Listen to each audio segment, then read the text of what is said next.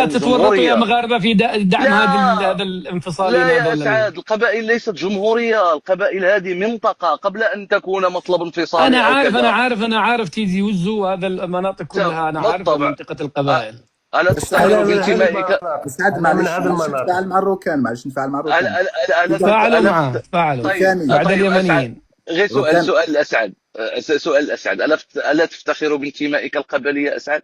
كلنا نفتخر بانتمائنا القبلي. ليس على حساب انتمائي الوطني. الله يرحم أو الوالدين، شوف برافو عليك. شوف أنا أمس أنا وبديع الزمان وصلنا لسابع أرض في هذا النقاش، وأنه الفخر أصلا أنا قلت أنا أفتخر بذاتي، أنا هو أسعد الشرعي، قيمني أنا، لا تنظر إلى أصلي ولا إلى قبيلتي ولا إلى جدي ولا إلى أبي ولا إلى شيء. أنا إذا كنت أستطيع أن أفرض هيبة واحترام بذاتي بداخلي، هذا هو الفخر. وانت الآن تريد تأيد لك واحد يقول لك أنا قبائلي، ما فيش حاجة اسمها أنا قبائلي، أنا جزائري وصافي. إذا أنتم يا المغاربة ستتورطون في دعم هذا فرحات المغني هذا الهبل هذا اللي يريد يعمل جمهورية، هذه ستسقطون سقوطا مدويا للأمانة. هذه لا لا ستكونون. لا لا أحد يدعم، لا أحد يدعم أسعد، لا أحد يدعمه أنت البتة، أول واحد لا تدعمه، أنت حكومة ولا تدعمه. شعبا. لا أنت تدعمه. أبدا أبدا، أنا على النقيض مع مشروع القبائل، على النقيض تماما، ولكن أنا مع الحكم الذاتي وتقرير المصير لإخواننا القبائليين وش داخل دخلك السيادة فيهم يا أخي؟ الجزائرية. إيش دخلك فيهم حكم ذاتي ولا أنا هذا؟ أساند الشعوب التواقة للتحرر يا أسعد. أنا أساعد الشعوب التواقة للتحرر. يا أخي هذا مبدأ. طيب تعلم ما هو تفاعلوا مع المبدأ؟ الروكان يا حميد تفاعلوا يا روكان معلش قحطاني اسمعني. انت والكينج، انا برجع لكم. روكان معلش نكمل هذا. تسمعني كلمه واحده نقولها لك برك. الروكان خويا، الروكان داري نطلع معك على كل حال في الجاستات وفي اللايفات، ومن بينهم منصه اسعد الشرعي، وانت مثقف الله يبارك وانسان جد محترم. بصح واش انتبهت فيكم الروكان كمغاربه التيك توك، نثبت لك اليوم في هذا اللايف باللي انتم مراض بالجزائر. انا الله اكبر. مثلا انا لحظه نكمل له. لحظه لا تكملوا، انا ابصم لك بالعشر هكذا. لا باش ناكد لك علاش مراض بالجزائر. امراض انا وحميد مثلا شفنا اليوم باللي اللايف ترفيهي، طلعنا ما كتبناش المغرب وما حبيناش نتكلموا. والله لا بالصح، والله صحيح يا سامي، انا اؤيدك يا سامي. في المقابل مغاربه التيك توك يجوا لابد من اقحام الجزائري، حتى ولو استغفر الله. مرض يا سامي، مرض على المايونيز ولا على الصابون ولا على كذا، لابد من اقحام الجزائر. اسمح لي يا سامي يا روكان كنا نغني يا اخي مع الاخ اليمني. لا اسعد شوف، كونك محضر خير. انا لم اصعد حتى قلتم بان الاغاني الجزائريه خنشلها المغاربه، اذا حسب قولك انتم اللي مرض بنا. لا هذاك جواب على سؤال. أنا كنت أستمع للموسيقى وفرحان معاكم ونقول ما شاء الله هؤلاء جزائريون جميلون. هو يقول لك أسعد أنا لحظة يا عبد الله قل لي أنت مرة ذكرت لي في لايف حاجة، أنكم كنتوا تلتقطوا الراديو الجزائري إلى عندكم إلى بركان وجدة. صح. وإيش كان يسموا الصيدلية؟ بعد خروج المستعمر الفرنسي كانت واحد الحملة في الجزائر للتعريب، حملة قوية للتعريب، فكنا ننصت في المذياع يقولون هكذا: فرماسيان فرماسيان فرماسيان، اللي هي صيدلي باللغة الفرنسية. فرماسيان فرماسيان فرماسيان، فرماسيان عشاب قاري في الخارج، عشاب قاري في الخارج. قول والله اقسم لك بالله الذي لا اله الا هو، وهذه رويت لي من ناس قدماء وكذا.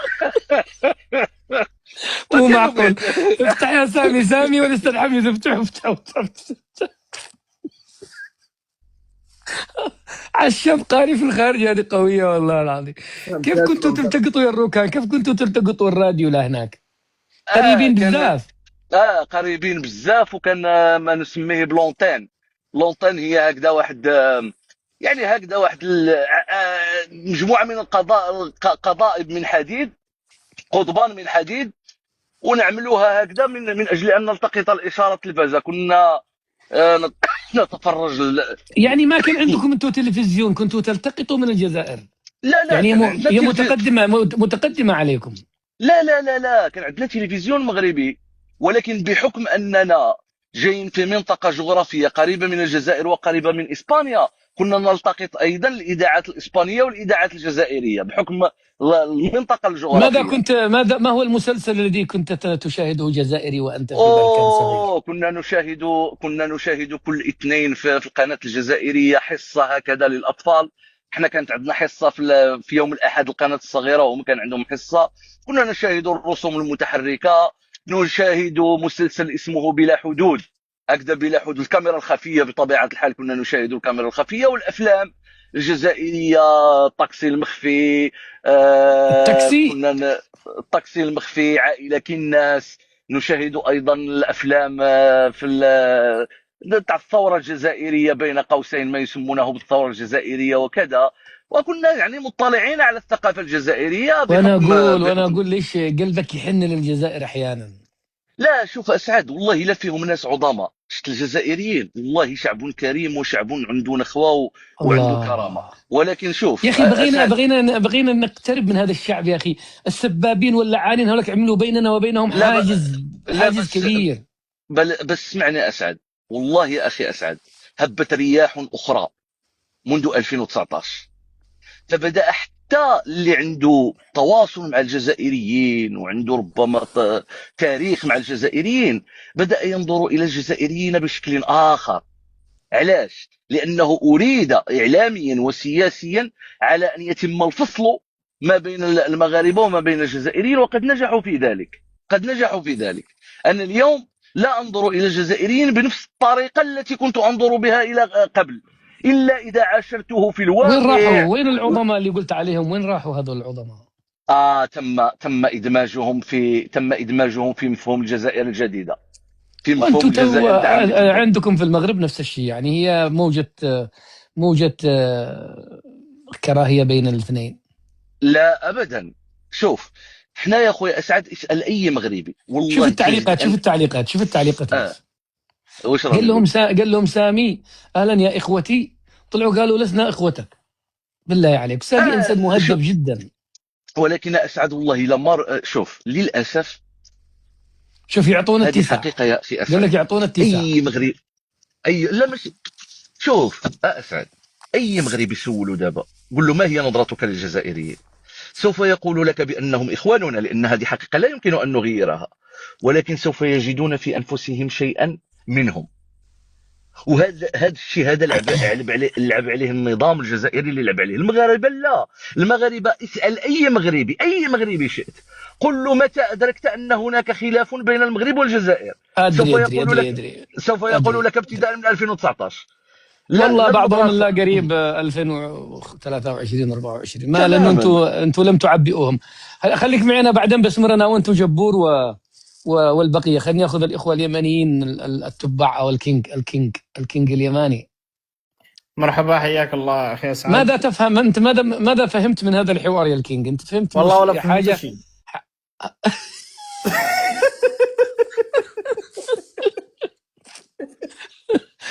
ما فهمت الحوار اللي قالك المغاربه والجزائر، ولا فهمت حاجه. فهمت انهم يتكلمون على الاغاني والتراث، انه كل واحد ياخذ تراث الثاني، هذه اللي فهمت منها. لكن جزئيه الكلام انت سمعت مصطلح الخنشله انه ياخذون الاغاني وينسبوها لفنانين اخرين او لشعراء اخرين غير اذا انت فاهم كل شيء، ما شاء الله عليك. لا، نفس اللي عندنا بالجزيره العربيه. محمد عبدو الالبوم الفني له 99% من التراث اليمني، ويعمل كنترول يعمل فيها. هو نفسه يمني، هو بكله مسروق. هو نفسه من الحديده، من الحديده، وابو بكر من حضرموت، كلهم. طلع مره في قناه سعوديه، بعدين اتكلم قال انا لي اهل بالحديده، اتصلوا بواحد من اعمامي مدري من اخوالي، اتصل به موجود باليوتيوب، اتصل به مرحبا يا خالي فلان، قال له الطير مهما طار لابد ما يرجع لاصله. فهمت ولا لا؟ قال له طيب واحنا هنا بين اهلنا واخواننا واصحابنا. المهم طيب قول لي لحظه، انا بغيتك، انت كيمني انت بتتواجد عندي في المنصه من وقت الى اخر، وأنت صحيح. تسمع هذه النقاشات المغربية الجزائرية، إيش كونت من فكرة مثلا؟ ما الذي استنتجته؟ والله استنتجت انه خلافات انظر لها اني بتنتهي في طاولة حوار اذا اجتمعوا الحكام. خلافات بسيطة انا انظر له. إيش من بسيطة يا صاحبي؟ إيش من بسيطة؟ فيها اغلاق حدود، معقدة، فيها سحرة، معقدة وفيها قديمة. ايه. بس يا اخي اسعد، شوف هم لو تجي تشوف بالواقع مثلا، انا اشوف الجزائريين والمغاربه فينا في شرائك ولا في، تحصلهم اخوان وحبايب حتى اذا في تناقشوا. شرائك يا لحظة يا روكان وحميد، ما معنى كلمة شرائك الذي قالت؟ اسكتوا انت يا كينج، خليني اشوف اللغة. قال في شرائك، ما معنى شرائك يا حميد وسامي والروكان، ما معنى كلمة شرائك؟ يمكن مصائد. مصائد، ايوه. الروكان ما معنى شرائك؟ والله ما ادري يا اخي اسعد. هذه باللهجة اليمنية يعني شركات، جمع شركة. ذاك. ايوه انا اشوفهم هنا موظفين في عده شرائك يا اخي اسعد. قل شركات يا صاحبي، شركات. ولا شركة عادي. فلما تجلس معاهم ترى انا اخذ من اللايفات للواقع واحاول اني اتناقش معاهم واشوفهم على الواقع، يكون كلامهم مختلف تماما، ما فيش ذيك العصبيه ولا في ذيك. هل سبق انك ناقشت مغاربه او جزائريين او احدهما او كلاهما؟ ناقشت مفرد وناقشتهم مجتمعين. قد قلت لك. قارن لي بين العقليه الجزائريه والعقليه المغربيه، كيف وجدتها؟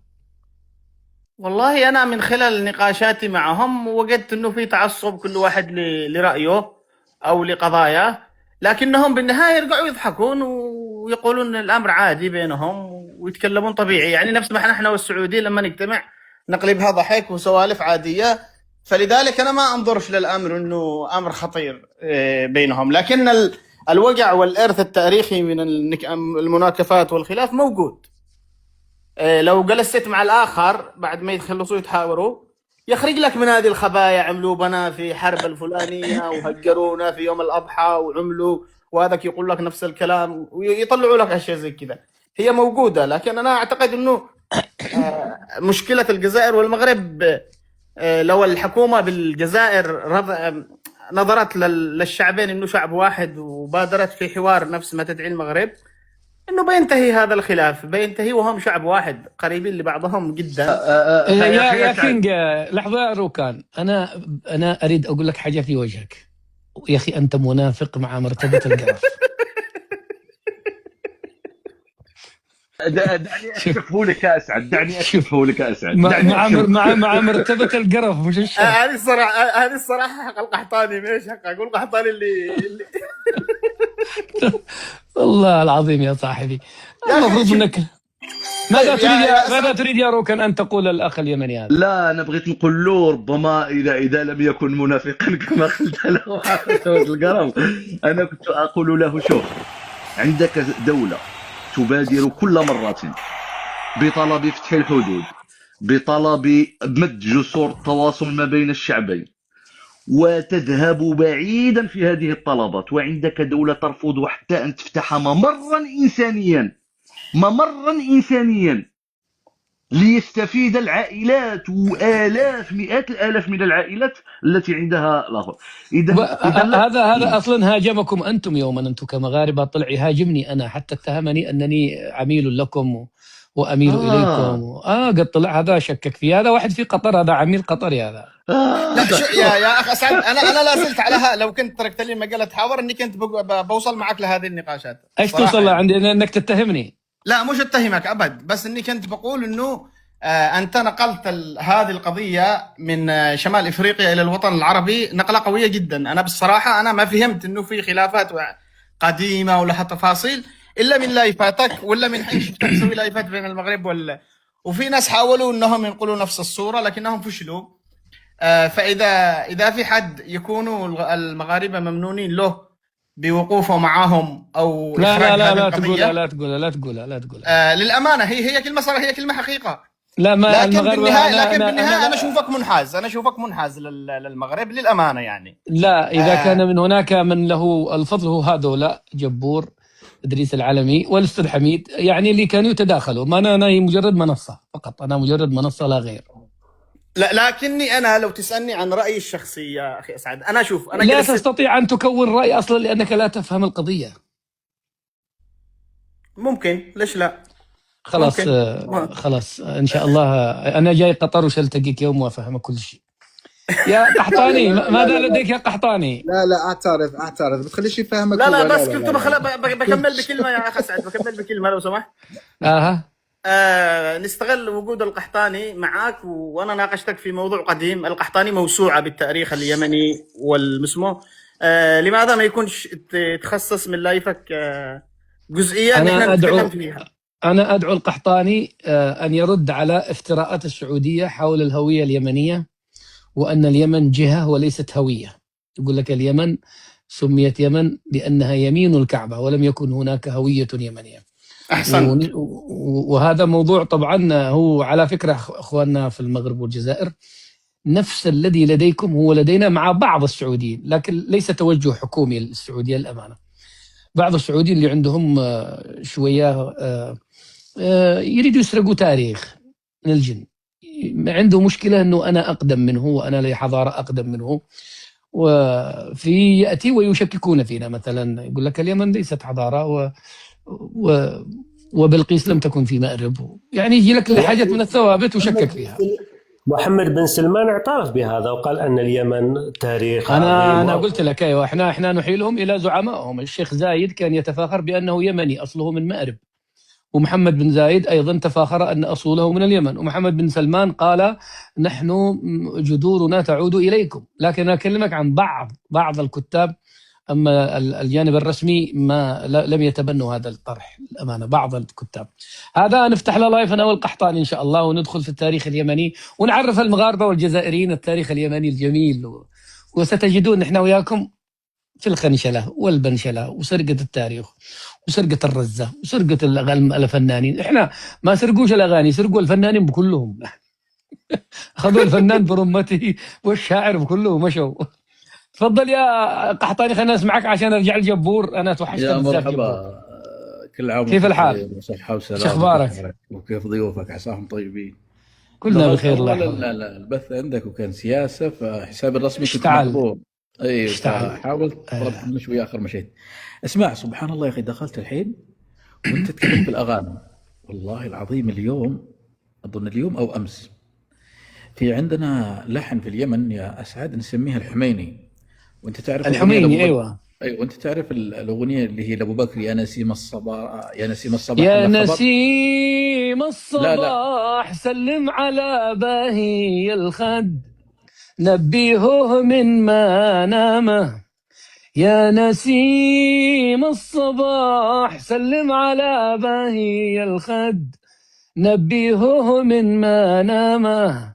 قل له إني على عهدي ووعدي موثق حتى يوم القيامة، حتى يوم القيامة. وهذا لا هذه لابو بكر، هذا لمحمد عبده، هذه للقحطبي، بس غناها محمد عبده، هي للقحطبي اساسا. وين دي تقصدها انت؟ لا يا نسيم السحر هلا خبر. السحر وليس الصباح. الصباح. لا السحر، يا نسيم السحر هل لك خبر. انت قد سمعتها؟ لا. عندك جهاز ثاني؟ لان لقيت اغنيه مغربيه بنفس اللحن.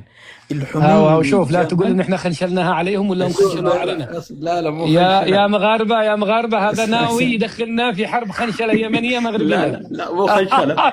لو سمحت انا كملت معاه وبديع الزمان امس.